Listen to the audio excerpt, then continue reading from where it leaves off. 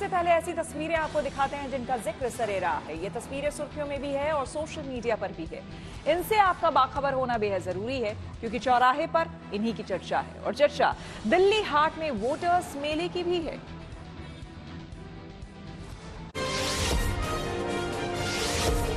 प्रधानमंत्री नरेंद्र मोदी अपने बिहार दौरे के दूसरे दिन पटना साहिब गुरुद्वारे पहुंचे। इस दौरान पीएम ने गुरुद्वारे में मत्था टेका और यहां अलग अलग तरह से गुरुद्वारे में सेवाएं की। पीएम मोदी लंगर में श्रद्धालुओं को खाना परोसते दिखे और गुरुद्वारे में आने वाले श्रद्धालुओं से मुलाकात भी की। इसके साथ उन्होंने गुरुद्वारे की रसोई में रोटियां भी बेली और करछल चलाते भी नजर आए। झारखंड के खूंटी में चौथे चरण के मतदान के लिए लोहाजिमी बूथ को यूनिक बनाया गया। मतदान प्रतिशत बढ़ाने के लिए बूथ को पूरी तरह से पारंपरिक और संस्कृति की थीम पर सजाया गया। दरअसल इस बूथ पर करीब 90% मतदाता अनुसूचित जनजाति के हैं, लिहाजा दीवारों पर सोहराई और पारंपरिक नृत्य की पेंटिंग भी की गई। खास बात यह है कि इस बूथ पर स्थानीय लोग भी अपनी पारंपरिक वेशभूषा में मतदान के लिए पहुंचे, जहां उनका स्वागत भी किया गया। तो वहीं दूसरी तरफ खूंटी में ही नवविवाहित जोड़े ने भी मतदान के साथ अपने नए जीवन की शुरुआत की।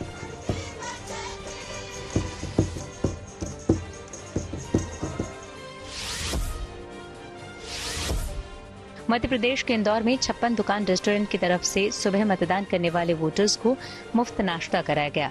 56 दुकान एसोसिएशन की ओर से सुबह 7 बजे से 9 बजे तक मतदान करने वालों के लिए ये ऑफर रखा गया, जहां बड़ी तादाद में लोग धूप से बचने के लिए सुबह मतदान करने पहुंचे और वोट डालने के बाद दुकान पर पोहा जलेबी के साथ आइसक्रीम का स्वाद चखते नजर आए।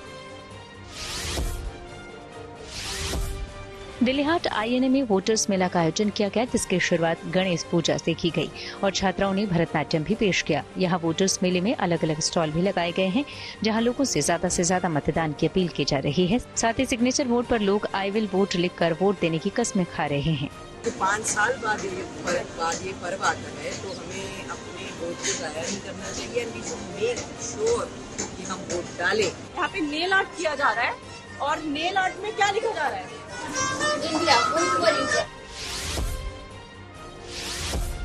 मुंबई के बॉम्बे जिमखाना में लंबे अरसे के बाद पोलो टूर्नामेंट का आयोजन किया गया। बॉम्बे जिमखाना के 150 साल पूरे होने पर इस खेल की एक बार फिर से शुरुआत की गई। इसके लिए नासिक से 18 घोड़े मंगवाए गए और पोलो चैलेंज कप में खिलाड़ियों ने शानदार प्रदर्शन किया, जिसे देखने के लिए यहाँ बड़ी तादाद में दर्शक भी पहुंचे। इससे पहले 1885 में इस मैदान पर पोलो टूर्नामेंट खेला गया था। बॉम्बे जिमखाना की कोशिश है कि हर साल इस मैदान में पोलो टूर्नामेंट का आयोजन किया जाएगा। बॉम्बे जिमखाना जो है एक बहुत ही हिस्टोरिक क्लब है। अगले साल 150 साल सेलिब्रेट करने वाला है और as a precursor to that हम इस साल से तैयारी कर रहे हैं। उत्तराखंड के मुख्यमंत्री पुष्कर सिंह धामी मुंबई में जुहू बीच पर क्रिकेट खेलते नजर आए। इस दौरान उन्होंने बैटिंग करते हुए कई शॉट्स भी लगाए। सीएम धामी ने साथी खिलाड़ियों का हौसला भी बढ़ाया और उनके साथ तस्वीरें भी खिंचवाई। साथ ही मौके पर मौजूद लोगों को 4 धाम यात्रा के लिए आमंत्रित भी किया।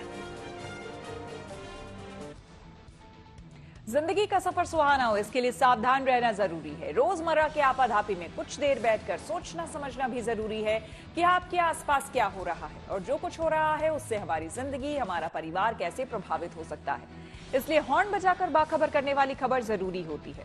और आज की ये खबर हाई राइज सोसाइटी में होने वाले लिफ्ट हादसों से जुड़ी है। अगर आप नोएडा की किसी हाई राइज सोसाइटी में रहते हैं तो ये खबर आपके लिए है, क्योंकि हाई राइज बिल्डिंग में आए दिन लिफ्ट से हादसे होते रहते हैं। नोएडा के सेक्टर 137 के पारस टेरा सोसाइटी की लिफ्ट अचानक खराब हो गई। रविवार को सोसाइटी के अंदर मौजूद टावर 5 की 4थी मंजिल पर अचानक से लिफ्ट बंद हो गई। इस दौरान उसमें मौजूद लोग निकलने की कोशिश कर रहे थे। तभी लिफ्ट तेजी से ऊपर की ओर जाने लगी और फिर सीधा 25वीं मंजिल पर चली गई और छत तोड़कर आगे निकल गई। इस हादसे में लिफ्ट में मौजूद 3 लोग घायल हो गए। लिहाजा अगर आप हाई राइज रेजिडेंशियल सोसाइटी में रहते हैं तो ऐसे लिफ्ट हादसों से बचने के लिए खुद भी सतर्क हो जाएं और दूसरों को भी सावधान करने के लिए हॉर्न बजाएं।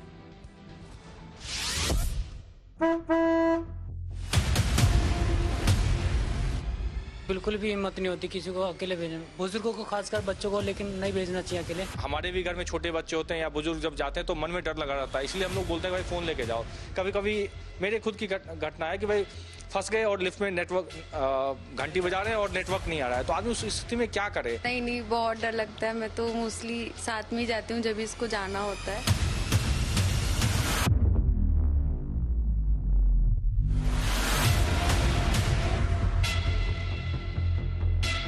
अफरा तफरी, डर और बदहवासी की ये तस्वीरें नोएडा के सेक्टर 137 की हाई राइज सोसाइटी पारस टिएरा की है। नोएडा में एक बार फिर लिफ्ट से जुड़ी हुई दिल दहला देने वाली घटना सामने आई है, जहां लिफ्ट नीचे जाने के बजाय ऊपर चली गई।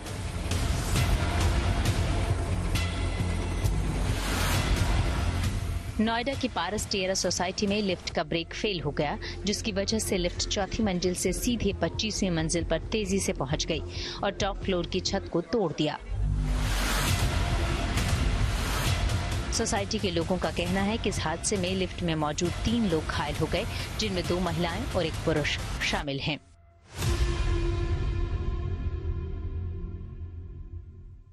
अपार्टमेंट्स में लिफ्ट ही एक साधन है जिसके जरिए लोग अपने फ्लैट से नीचे जाते हैं और फिर वापस उसी लिफ्ट का इस्तेमाल करते हैं।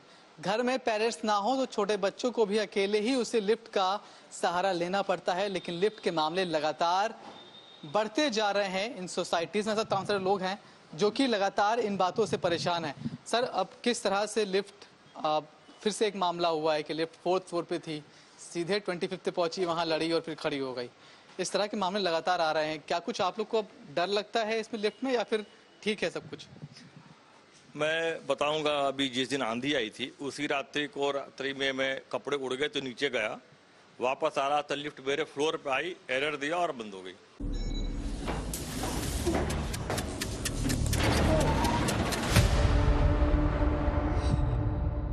घटना की सूचना मिलते ही सोसाइटी के लोग इकट्ठा हो गए।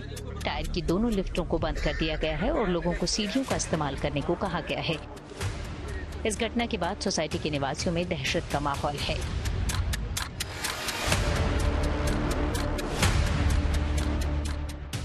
कभी कभी लाइट फ्लैक्चुएट होती है तो उसकी वजह से लिफ्ट बंद हो जाती है, फिर अंदर घबराहट होती है, बच्चों को ये सांस नहीं ले पाते, कभी कभी इसकी भी दिक्कत हो जाती है। तो इसके लिए थोड़ा करना चाहिए, मेंटेनेंस प्रॉपर होनी चाहिए इसके लिए। घटनास्थल पर पहुंची पुलिस ने कहा कि मामले की जांच की जा रही है और दोषियों के खिलाफ कार्रवाई की जाएगी। पुलिस ने कहा कि तकनीकी खराबी के कारण लिफ्ट झटके से नीचे आकर ऊपर चली गई थी। हालांकि लिफ्ट में सवार सभी लोगों को बाहर निकाल लिया गया है। सोसाइटी के लोगों का कहना है कि लिफ्ट के नियमित रखरखाव और देखभाल न करने के कारण से ऐसी घटनाएं होती रहती हैं। पिछले कुछ समय से लिफ्ट की रखरखाव में लापरवाही बरती जा रही थी, लिहाजा इस मामले में तत्काल कार्रवाई की मांग की है। हालांकि सोसाइटी में ये लिफ्ट की पहली घटना नहीं है। इससे पहले भी अगस्त 2023 को पारस टिएरा सोसाइटी के टावर 24 में लिफ्ट गिरने से 70 वर्षीय तुशेला देवी की मौत हो गई थी। कई बार ऐसा होता है, हम लोग लिफ्ट से ऊपर जा रहे होते हैं और लिफ्ट का जब हम वेट करते हैं, आते हुए हम वेट करते हैं, तो लिफ्ट में ना आवाज़ें आती हैं। तो बहुत बार ऐसा हुआ है, गार्ड को हम सूचित करते हैं, लेकिन गार्ड भी जस्ट फ़ोन करता है। फ़ोन करने के बाद जल्दी से इम्प्लीमेंट कुछ नहीं होता। ये एक बार नहीं, कई बार हुआ है कि कई टावर्स में जैसे आना जाना होता है, हमने गार्ड्स को बताया, फिर नेक्स्ट डे हम गए, वो सेम वही आवाज़ें फिर आ रही हैं। तो इट मीन्स के जो मेंटेनेंस है वो प्रॉपर नहीं हो रहा है। नोएडा की हाई राइज सोसाइटियों में पहले भी हादसे होते रहे हैं, लिहाजा ये जानना जरूरी है कि ये हादसे कब और किन सोसाइटियों में हुए हैं। 11 जुलाई 2023 सेक्टर 10 स्थित महागुण मंत्रा सोसाइटी के गंगा टावर में 2 फ्लोर के बीच लिफ्ट अटकने से 6 लोग फंस गए थे। 16 सितंबर 2023 निर्माणाधीन आम्रपाली ड्रीम वैली सोसाइटी में पैसेंजर लिफ्ट गिरने से 9 मजदूरों की मौत हो गई थी। 22 दिसंबर 2023 सेक्टर 125 स्थित एक टावर की लिफ्ट गिरने से 9 लोग घायल हो गए थे। सेक्टर 63 स्थित एक कंपनी में लिफ्ट का तार टूटने से एक कर्मचारी की मौत हो गई थी। 3 अगस्त 2023 सेक्टर 137 स्थित पारस टिएरा सोसाइटी में लिफ्ट गिरने से 70 वर्षीय महिला की मौत हो गई थी। 14 अप्रैल 2023 सेक्टर 49 स्थित एक होटल में लिफ्ट गिरने से एक कंपनी के 9 कर्मचारी घायल हो गए थे। 21 सितंबर 2022 ग्रेटर नोएडा वेस्ट स्थित निराला एस्पायर सोसाइटी के एक टावर में लाइट जाने से लिफ्ट रुक गई, जिससे उसमें सवार गर्भवती महिला की हालत बिगड़ गई थी। पिछले साल जब आम्रपाली ड्रीम वैली में 10 मजदूरों की मौत हुई थी, उसके बाद ये मुद्दा और ज़्यादा गर्म हुआ था। उसके बाद कुछ दिन बाद पारसचेरा में पहले हुआ था, फिर से कल वही हादसा हुआ है। सर, उसके बाद दबाव में आके राज्य सरकार ने अंतर लिफ्ट कानून तो पास कर दिया, परंतु सबसे बड़ा चैलेंज अभी भी यही है कि उस कानून को इम्प्लीमेंट करवाने की जिम्मेदारी किसकी है। इतनी सारी हाई राइज सोसाइटी है, सब में बिना लिफ्ट के काम नहीं चल सकता है। उसमें बहुत सारे नियम बताए गए हैं, बहुत सारे रूल्स हैं, पर उसको फॉलो कोई कर नहीं रहा है। नोएडा और गाजियाबाद जैसे बड़े शहरों की हाई राइज बिल्डिंग्स में आए दिन लिफ्ट में हो रहे हादसों को लेकर चिंता जताई जा रही थी, जिसके बाद यूपी सरकार ने बड़ा एक्शन लेते हुए लिफ्ट और एस्केलेटर कानून बनाया। इस कानून के तहत नई लिफ्ट और एस्केलेटर लगाने के लिए रजिस्ट्रेशन करवाना जरूरी होगा। वहीं पहले से लगी लिफ्ट और एस्केलेटर पर भी यह कानून लागू होगा। लोगों की सुरक्षा के लिए ऑटो रेस्क्यू डिवाइस का लगाया जाना भी जरूरी है, क्योंकि बिजली सप्लाई में या अन्य तरह की खराबी आने पर लिफ्ट का दरवाजा अपने आप ओपन हो जाए। लिफ्ट में इमरजेंसी बेल, लाइटिंग और सीसीटीवी कैमरे और टेलीफोन लगाना भी अनिवार्य है। लिफ्ट में ऑपरेटर का मोबाइल नंबर और इमरजेंसी कॉल नंबर बड़े बड़े और साफ शब्दों में लिखना जरूरी है। लिफ्ट को ऑपरेट करने वाले व्यक्ति को भी रखना जरूरी है। अगर लिफ्ट के मालिकों ने लिफ्ट की मरम्मत साल में 2 बार नहीं कराई तो उनका लाइसेंस रद्द कर दिया जाएगा। किसी भी तरह का हादसा होने पर मालिक को ही मुआवजा देना होगा। मुआवजा देने में मालिक किसी भी तरह की आनाकानी करता है तो सरकार उससे ये वसूली करेगी। लिफ्ट में किसी भी तरह की घटना होने पर इसकी जानकारी नजदीकी पुलिस थाने को देनी होगी। यानी अब बिना रजिस्ट्रेशन के कोई भी लिफ्ट नहीं लगा सकेगा। यही नहीं, नए कानून में इस तरह की घटनाएं होने पर जुर्माना और सजा का भी प्रावधान किया गया है। लिफ्ट या एस्केलेटर से हादसे होने पर 1 लाख रुपए जुर्माना या 3 महीने की सजा या दोनों का प्रावधान किया गया है। घरेलू लिफ्ट को छोड़कर अन्य सभी लिफ्ट में प्रशिक्षित ऑपरेटर रखना अनिवार्य होगा। इसके साथ ही लिफ्ट का सालाना रखरखाव, लिफ्ट ऑपरेटर की अनिवार्यता भी रजिस्ट्रेशन के शर्त में शामिल है। अगर आप हाई राइज रेजिडेंशियल सोसाइटी में रहते हैं तो ऐसे लिफ्ट हादसों से बचने के लिए खुद सतर्क हो जाएं और दूसरों को भी सावधान करने के लिए हॉर्न बजाएं। नोएडा से भूपेंद्र चौधरी के साथ Manish Chaurasia, good news today. CBSE ने 10वीं और 12वीं के रिजल्ट जारी कर दिया। ये सीधे आपको लिए चलते हैं न्यूज एक्सप्रेसवे पर, जहां देश भर की कुछ और जरूरी खबरें कर रही हैं आपका इंतजार। लोकसभा चुनाव के चौथे चरण के लिए मतदान संपन्न हुआ। इस चरण में उत्तर प्रदेश, मध्य प्रदेश, तेलंगाना, जम्मू कश्मीर समेत कुल 10 राज्यों की 96 सीटों पर वोटिंग हुई। साथ ही 1717 प्रत्याशियों की किस्मत भी ईवीएम में कैद हो गई। इसके साथ ही चौथे चरण में अखिलेश यादव, असदुद्दीन ओवैसी, शत्रुघ्न सिन्हा और अधीर रंजन चौधरी समेत कई दिग्गजों की किस्मत भी दांव पर है। अब 20 मई को 5वें चरण में 8 राज्यों की 49 सीटों पर मतदान होगा। उत्तर प्रदेश के रायबरेली में कांग्रेस नेता राहुल गांधी ने रैली की। इस दौरान उन्होंने बीजेपी और आरएसएस पर जमकर हमला बोला। उन्होंने कहा कि ये संविधान बचाने की लड़ाई है और बीजेपी सिर्फ 2-3 लोगों की सरकार चाहती है। साथ ही राहुल गांधी ने सत्ता में आने पर किसानों के कर्ज माफ करने की बात दोहराई और 4 जून को इंडिया गठबंधन की सरकार बनने का दावा किया। आम आदमी पार्टी के राज्यसभा सांसद स्वाति मालीवाल ने दिल्ली सीएम हाउस में मारपीट का आरोप लगाया है। दरअसल उन्होंने सीएम हाउस के भीतर से दिल्ली पुलिस को कॉल कर कहा कि सीएम केजरीवाल के निजी सचिव विभव कुमार ने उनके साथ मारपीट की है। हालांकि स्वाति मालीवाल सिविल लाइन थाने पहुंची, लेकिन उन्होंने पुलिस से लिखित में कोई शिकायत दर्ज नहीं कराई।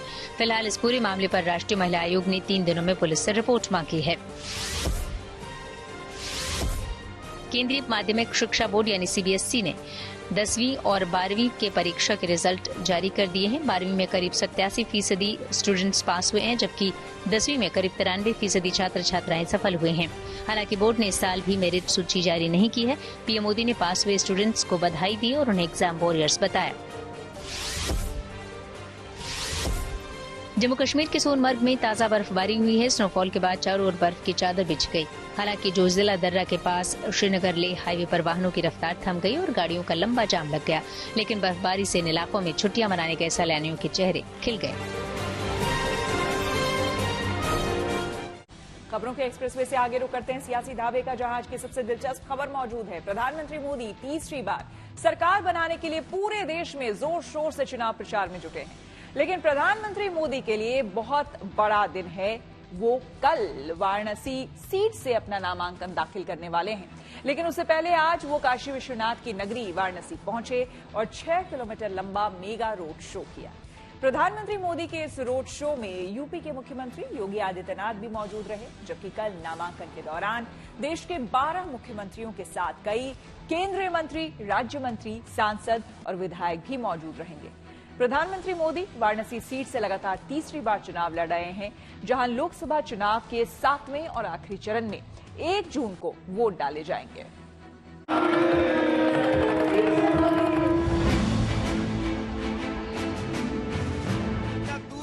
खाई है, अब मोदी हमारा भाई है। इस बार हैट्रिक होगी ही और हैट्रिक ही नहीं होगी, इतिहास रचा जाएगा। सभी जगह लोगों को बुलाना पड़ता है, यहाँ पे तो ये कंडीशन है कि पैर रखने की जगह नहीं है। देखते ही होंगे जो जन सैलाब यहाँ पे उपड़ा है, ये अपने आप में ऐतिहासिक है और ऐसे नज़ारे शायद मोदी जी के आने पे ही होते हैं और किसी के आने पे नहीं होते। प्रधानमंत्री मोदी के काशी पहुंचने से पहले ही विश्वनाथ नगरी मोदीमय हो गई। पीएम मोदी काशी पहुंचे तो मानो पूरी काशी नगरी ही सड़कों पर उतर आई। काशी की सड़कों के दोनों ओर उनके प्रशंसकों और समर्थकों की ये भारी भीड़ बता रही थी कि ये रिश्ता क्या है। भोले बाबा से मोदी जी को फिर से प्रधानमंत्री बनाने के लिए आज प्रार्थना करने आए और आज फिर से हम लोग मोदी जी की रैली में शामिल होने आए हैं। तो दर्शन करेंगे? दर्शन भी हमने दर्शन किया है और प्रार्थना की है कि मोदी जी फिर तीसरी बार फिर एक बार मोदी सरकार बने देश में। प्रधानमंत्री मोदी के रोड शो के दौरान किसी ने फूल बरसाए तो किसी ने हाथ हिलाकर उनका अभिनंदन और स्वागत किया और किसी ने प्रधानमंत्री मोदी के नाम के नारे लगाए। प्रधानमंत्री मोदी ने भी लोगों के इस प्यार और समर्थन का जवाब कभी हाथ जोड़कर तो कभी शीश झुका कर दिया। वाराणसी में नामांकन से एक दिन पहले प्रधानमंत्री मोदी का ये 6 किलोमीटर लंबा रोड शो जिधर से भी गुजरा, उनके समर्थकों का जोश और उत्साह देखते ही बन रहा था। इस रोड शो के लिए शहर में छोटे बड़े 100 से ज्यादा ऐसे पॉइंट बनाए गए, जहां हर एक पॉइंट पर देश के अलग अलग राज्यों की संस्कृति और परंपरागत वेशभूषा में लोगों ने प्रधानमंत्री मोदी का स्वागत किया। रोड शो के 5 किलोमीटर के पूरे रास्ते यूं ही लोक कलाकार अपनी कला का प्रदर्शन कर रहे हैं और इसी कड़ी में शहर के गदौलिया इलाके के नजदीक देख सकते हैं कि राजस्थानी गायन पे किस तरह से कलाकार थिरक रहे हैं और साथ ही साथ शिव के रूप में, राजा कृष्ण के रूप में कलाकार अपने हुनर और कौशल का प्रदर्शन कर रहे हैं। जो आम लोग हैं वे इस कला का, इस प्रदर्शन का लुत्फ ले रहे हैं। जानकारी के मुताबिक मंगलवार को नामांकन से पहले प्रधानमंत्री मोदी सुबह 80 घाट पर जाएंगे और करीब 10 बजे काशी के कोतवाल बाबा काल भैरव के दर्शन करेंगे। इसके बाद करीब 9:45 बजे नामांकन से पहले एनडीए नेताओं के साथ बैठक करेंगे और फिर 11:40 पर अपना नामांकन दाखिल करेंगे। इस दौरान देश के 12 राज्यों के मुख्यमंत्रियों के साथ कई केंद्रीय मंत्री, राज्य मंत्री, सांसद और विधायक भी मौजूद रहेंगे। कल नामांकन भी है, तो नामांकन के दिन किस तरह की तैयारियां हैं? नामांकन के लिए अपने लोग गदुलिया चौराहे से लेके वहां तक एक जुलूस लेके जा रहे हैं, जिसमें कि यही सब चीजें रहेंगी और करीब वो 500 आदमी का जुलूस होगा जो नामांकन के लिए जाए। पूरा बनारस तैयार है मोदी जी के स्वागत के लिए? पूरा बनारस, पूरा हिंदुस्तान तैयार। वाराणसी में रोड शो से पहले प्रधानमंत्री मोदी ने पाकिस्तान के बहाने विपक्ष पर जोरदार हमला भी बोला। कांग्रेस के नेताओं के, इंडी गठबंधन के नेताओं के कैसे कैसे बयान आ रहे हैं। कहते हैं कि पाकिस्तान ने चूड़ियां नहीं पहनी है। अरे भाई पहना देंगे।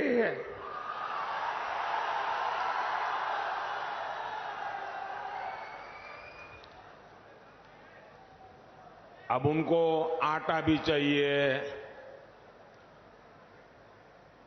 उनके पास बिजली भी नहीं है। अबे हमें मालूम नहीं है कि उनके पास चूड़ियां भी नहीं है। विपक्षी दलों की ओर से लगातार दावा किया जा रहा है कि बीजेपी और प्रधानमंत्री मोदी की ओर से जो आरोपों और दावों की सियासत हो रही है वो हार के डर से हो रही है। पाकिस्तान चूड़ी नहीं पहनी हुई है, लेकिन हम पहना देंगे, हम पहना देंगे। चाइना को भी पहना दे।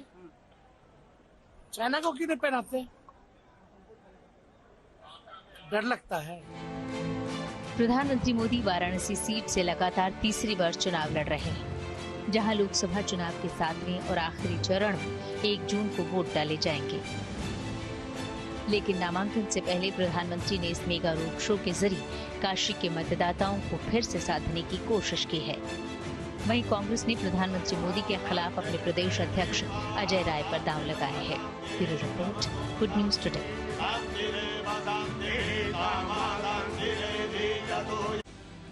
न्यूज वक्त पर आगे है धन बाजार, जहां शेयर बाजार से लेकर कारोबार तक की सभी अहम खबरें होती हैं और इसका सीधा रिश्ता आपकी आमदनी आपकी जेब से होता है। तो तेज रफ्तार खबरों के बीच ये जरूरी खबरें छूट ना जाए, इसलिए सीधे आपको लिए चलते हैं धन बाजार। हफ्ते के पहले कारोबारी दिन शेयर बाजार में तेजी देखने को मिली। सेंसेक्स 112 अंक चढ़कर 72,776 पर बंद हुआ। वहीं निफ्टी भी 49 अंकों पर 22,104 पर बंद हुआ। हालांकि कारोबार की शुरुआत में बाजार में गिरावट रही, लेकिन आखिरी घंटों में हुई जोरदार खरीदारी के चलते बाजार बढ़त के साथ बंद हुआ। सोने चांदी की कीमतों में गिरावट आई। दिल्ली सराफा बाजार में सोना 100 रुपए सस्ता हुआ। इसके साथ ही अब दिल्ली में 10 ग्राम सोने की कीमत घटकर 73,150 रुपए हो गई। वहीं चांदी भी 300 रुपए सस्ती हुई। अब दिल्ली में 1 किलो चांदी की कीमत गिरकर 85,200 रुपए पर पहुंची।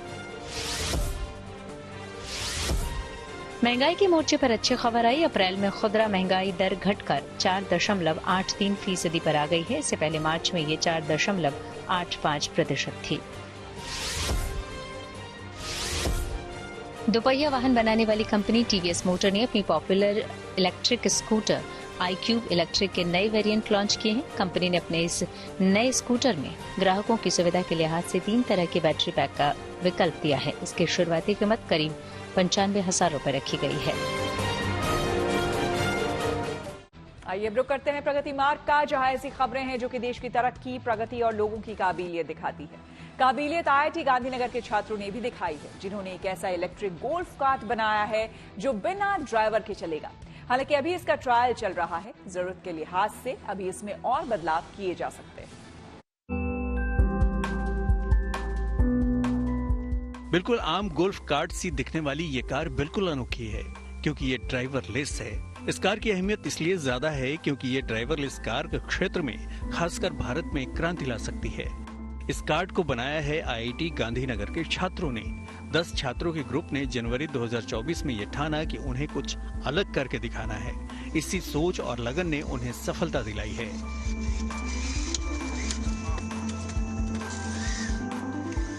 ड्राइवरलेस गोल्फ कार्ट बनाने के लिए इसमें कई सारे बदलाव किए गए हैं और कई सेंसर्स और कैमरे लगाए गए हैं। Steering mechanism, braking mechanism, acceleration control system के साथ साथ कंप्यूटर विजन एल्गोरिदम और ऑटोमेटिक कंट्रोल एल्गोरिदम सहित हार्डवेयर का इस्तेमाल किया गया है। इस ड्राइवरलेस गोल्फ कार्ट में लेन डिटेक्शन, रास्ते में आने वाली रुकावटें, ऑटोमेटिक स्टीयरिंग कंट्रोल और ऑटोमेटिक ब्रेकिंग जैसी फैसिलिटी सफलतापूर्वक इंस्टॉल की जा चुकी है। ये ऑटोनोमस मोड और जॉयस्टिक मोड दोनों मोड्स में अवेलेबल है। कम्प्लीटली ड्राइवरलेस मोड में हमारे पास 2 सब सिस्टम्स हैं। एक कि जो स्टीयरिंग होता है वो एक कंट्रोल होता है अपने आप, और एक ब्रेकिंग एंड एक्सेलरेशन एक दूसरा सब सिस्टम है जो कंट्रोल होता है। मैं आपको स्टीयरिंग के बारे में डिटेल में बताता हूँ। तो जैसा कि आप देख सकते हैं कि ये जो स्टीयरिंग व्हील है वो एक चेन मैकेनिज्म से कनेक्टेड है, एक मोटर के द्वारा, जिसको कमांड जा रहा है एक माइक्रो कंट्रोलर से, और ये कमांड ले रही है यहाँ पे ऑन बोर्ड पीसी से। ये पीसी यहाँ पे जॉयस्टिक से भी कनेक्टेड है। अगर मैं इस जॉयस्टिक को घुमाता हूँ तो वहाँ पे स्टीयरिंग घूमता है जैसे कि आप देख रहे हो, और अगर मैं यहाँ पे एक बटन दबाता हूँ तो ये कम्प्लीटली ऑटोनॉमस मोड में चली जाती है, जिसमें भी ये लेन डिटेक्ट हो रहा है। तो यहाँ पे 2 पट्टियाँ हैं जिसमें ये लेन डिटेक्ट हो रहा है और ये स्टीयरिंग में अपना आप चल रहा है। ये इमरजेंसी बटन है। अगर बाई चांस गाड़ी डीरेल होने के चांसेस बढ़ जाते हैं तो हम ये बटन दबा के इसको वापस ट्रैक पे ला सकते हैं। फिलहाल इस ड्राइवरलेस गोल्फ कार्ट का इस्तेमाल हवाई अड्डों, रेल परिसरों, मॉल आदि में किया जा सकता है। इसे ड्राइवरलेस बनाने में महज 65,000 रुपए का खर्च आया है। ड्राइवरलेस गोल्फ कार्ट की रफ्तार 7 किलोमीटर प्रति घंटे पर तय की गई है, लेकिन छात्रों का मानना है कि इसमें अभी और सुधार की जरूरत है। अगर गाड़ी के आगे कुछ आए तो गाड़ी रुकी जाता है, वो गाड़ी वो ऑब्स्टिकल पार करके नहीं जाता। तो आने वाले लोग उस पर काम कर सकते हैं। वो हमारे इंडियन रोड्स पे काफ़ी ज़्यादा यूज़फुल हो सकता है। हालांकि इस ड्राइवरलेस गोल्फ कार्ट का अभी परीक्षण चल रहा है और उम्मीद है कि आने वाले दिनों में ये ड्राइवरलेस गोल्फ कार्ट नया मिसाल बनकर उभरेगा। IIT गांधीनगर के ये स्टूडेंट्स, अगर खास करके बात करें तो 10 जितने स्टूडेंट जिन्होंने बीटेक के अपनी पढ़ाई के दौरान एक गोल्फ कार्ट ली और गोल्फ कार्ट के अंदर जिस प्रकार से एक डिज़ाइन तैयार की है उसके माध्यम से अगर बात की जाए तो ये पूरी गोल्फ कार्ट अभी फिलहाल ड्राइवर लेस उन्होंने तैयार की है, जिसपे आने वाले दिनों में और भी संशोधन जो है वो पूरे किए जाएंगे। और जिस प्रकार से कहा जा रहा है कि अगर ये सफल भी होती हैं तो आने वाले दिनों में रेस्टोरेंट हो या मॉल हो या एयरपोर्ट हो, वहाँ पे भी इस प्रकार की गोल्फ कार्ट जो है वो दिखाई दे सकती है। Atul Tiwari, Gandhinagar, good news today. Samsung जल्द लॉन्च करेगा भारत में अपना नया स्मार्टफोन गैलेक्सी F55 5G। तो टेक्नोलॉजी से जुड़ी ऐसी ही हर एक जरूरी खबर को जानने समझने के लिए आइए चलें डिजिटल गली। सैमसंग 17 मई को भारत में अपना नया smartphone Galaxy F55 5G launch करने जा रही है। नए हैंडसेट की लॉन्चिंग डेट कंपनी ने सोशल मीडिया पर पोस्ट की है। मीडिया रिपोर्ट्स के मुताबिक इस स्मार्टफोन में स्लीक डिजाइन और वीगन लेदर का इस्तेमाल किया जाएगा और सिलाई का पैटर्न भी मिलेगा। साथ ही ग्राहकों को इसमें ट्रिपल रियर कैमरा सेटअप भी मिलेगा। हालांकि कंपनी ने इसकी कीमत का खुलासा नहीं किया है। स्मार्टफोन मेकर कंपनी मोटोरोला 16 मई को भारत में अपना नया स्मार्टफोन एज 50 फ्यूजन लॉन्च करने जा रही है।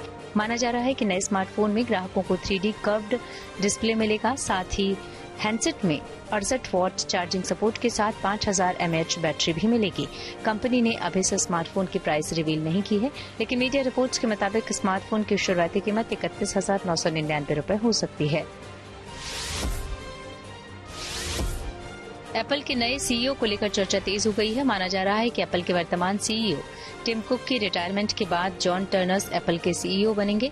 जॉन पिछले 23 साल से एप्पल में काम कर रहे हैं और वो फिलहाल कंपनी के हार्डवेयर इंजीनियरिंग के सीनियर वाइस प्रेसिडेंट हैं। बता दें कि टिम कुक साल 2011 में एप्पल के सीईओ बने थे। अब वो 63 साल के हो चुके हैं और जल्द ही रिटायर हो जाएंगे। Grand master R Praggnanandhaa Norway शतरंज में भारत की अगुवाई करेंगे। जी हाँ, खेल जगत से जुड़ी ऐसी और इंटरेस्टिंग खबरों को जानने के लिए आइए सीधे चले खेल चक्कर। कजाकिस्तान में चल रहे एलोडा कप मुक्केबाजी टूर्नामेंट में भारत ने बेहतरीन प्रदर्शन किया है। भारत की ओर से निखत जरीन ने 52 किलोग्राम में कजाकिस्तान की राखिमबेडी झांसाय को 5-0 से हराकर अपने अभियान की शुरुआत की। इसके साथ ही मीनाक्षी ने 48 किलोग्राम में कजाकिस्तान की गैसीमोवा रुखसाना को 4-1 से हराया है। भारतीय मुक्केबाजी महासंघ ने इस टूर्नामेंट के लिए 21 सदस्यीय टीम भेजी है, जिसमें कजाकिस्तान, चीन, जापान और उज्बेकिस्तान जैसे मजबूत मुक्केबाजी देशों के खिलाड़ी शामिल हो रहे हैं। भारत के ग्रैंड मास्टर आर प्रज्ञानंदा 27 मई से शुरू होने वाली नॉर्वे शतरंज में भारत की अगुवाई करेंगे। प्रज्ञानंदा के साथ हम्पी कोनेरू और आर वैशाली इस टूर्नामेंट में हिस्सा लेंगे। प्रज्ञानंदा ने हाल ही में सुपरवेट, रैपिड एवं ब्लिट्ज शतरंज टूर्नामेंट में शानदार प्रदर्शन करते हुए चौथा स्थान हासिल किया है। इससे पहले प्रज्ञानंदा ने 2022 में नॉर्वे शतरंज इंटरनेशनल ओपन टूर्नामेंट का खिताब भी जीता था। पंजाब किंग्स और इंग्लैंड के ऑलराउंडर लियाम लिविंगस्टन वापस अपने देश लौट गए हैं। जून में होने वाले T20 वर्ल्ड कप से पहले अपने घुटने की चोट ठीक कराने के लिए उन्होंने ये फैसला लिया है। लिविंगस्टन ने इंस्टाग्राम पर पोस्ट के जरिए फैंस और पंजाब किंग्स का शुक्रिया किया। पाकिस्तान ने दूसरे T20 मुकाबले में आयरलैंड को 7 विकेट से हरा दिया है। इसके साथ ही पाकिस्तान ने 3 T20 मैचों की सीरीज में 1-1 से बराबरी कर ली है। आयरलैंड ने पहले बल्लेबाजी करते हुए 7 विकेट के नुकसान पर 193 रन बनाए, जिसके जवाब में पाकिस्तान ने 194 रन का टारगेट 3 विकेट के नुकसान पर हासिल कर लिया। अब सीरीज का निर्णायक मुकाबला 14 मई को खेला जाएगा। इसी के साथ न्यूज पथ में मेरे यानी कि श्वेता झा के साथ फिलहाल इतना ही। देश दुनिया की तमाम पॉजिटिव खबरों के लिए आप देखते रहिए गुड न्यूज टुडे।